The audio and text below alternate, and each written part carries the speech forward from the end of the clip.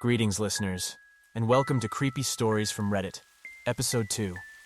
Before we begin, if you enjoy my content, I'd really appreciate it if you could subscribe to my channel and hit that bell button. It would help me out a lot so I grow as a content creator and can continue making videos for you guys every week. Now, without further ado, relax and unwind as we scour the internet and dive deep into the depths below.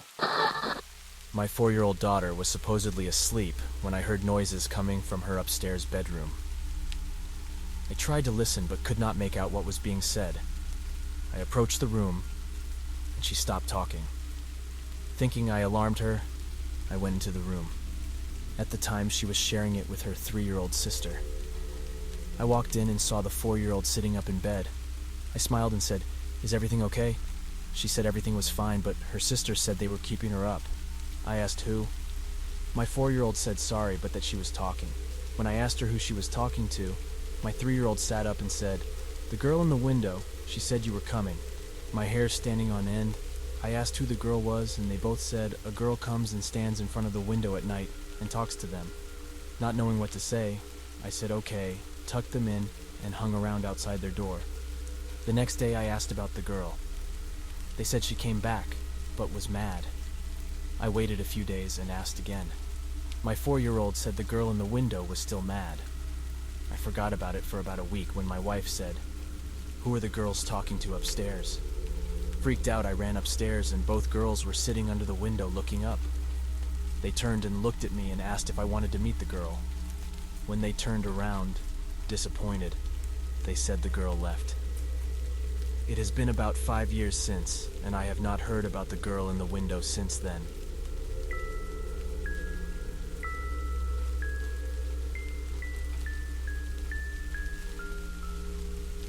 When my cousin was around 7 years old, his room was in the basement. The basement level was half underground and half above ground. His room had a window and his bed was right next to it. One night, out of the blue, he wakes up and opens his eyes, and there's a man crouched right outside the window just staring at him.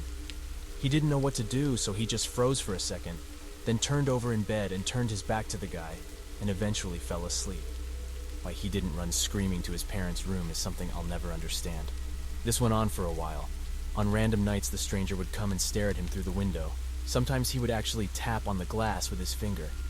On the opposite wall of the window was a mirror. So one night when my cousin noticed the stranger was there, and he turned over in bed so as to not have to look at the guy, the stranger shined a flashlight and bounced the beam off the mirror to illuminate my cousin's face as if to say, "I can still see you." But the worst part was this. One night, the stranger finally got bold and began to push on the window to see if it would open, but luckily the window was locked. To this day, my cousin has no idea who the guy was, or what he wanted, or what he would have done had the window been unlocked that night. And to this day, he still has not told his parents about it. He's 31 now.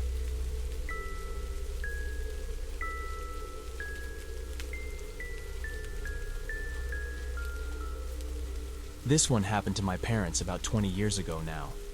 Both of them were driving out to Death Valley to a hotel for a weekend in the wintertime, and they had left late in the day and were going to arrive at the hotel at night. The hotel was about 30 minutes outside of the actual Death Valley town center, and when they finally found the place, it was completely abandoned. My mom gets spooked easily and didn't want to go and look, but my dad's into that sort of stuff and got out of the car. Right after he walks around the back of the building to look around, a man approaches my mother's side of the car. He claims his motorcycle broke down and that he delivers newspapers to Death Valley. My mom looks around, sees no motorcycle anywhere, and this hotel had nothing near it, not one building.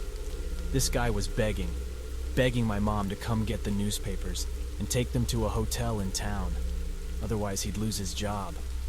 He had the stack in his hands and wanted her to open the door so that he could give them to her.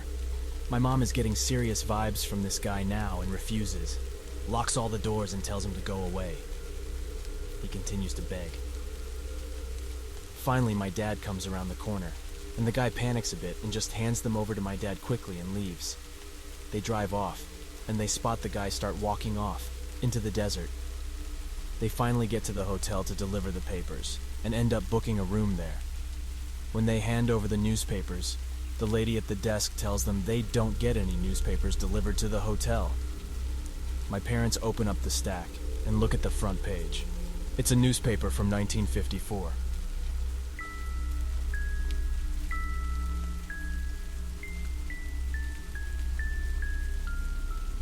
I was very young, so I don't remember this at all. My parents told me this story many times. They firmly believe it happened exactly as I am about to tell it.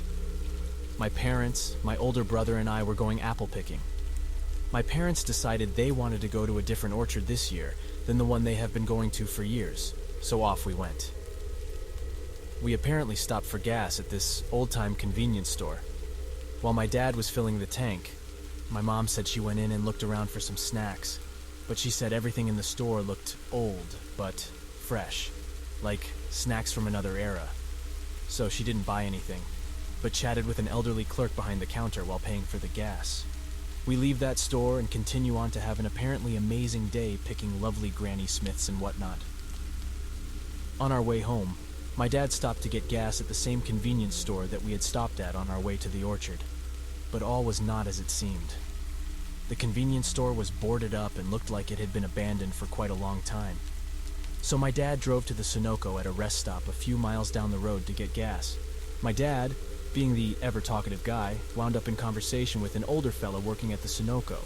Turns out that convenience store had been abandoned for over 50 years when the owner, an elderly gentleman perfectly described as the gentleman my mom had chatted with, was shot and killed during a robbery. I'm 22 now, and certainly don't believe the story, but my parents swear by it 100%. They told me they did not say a single word the entire drive home. They were so freaked out.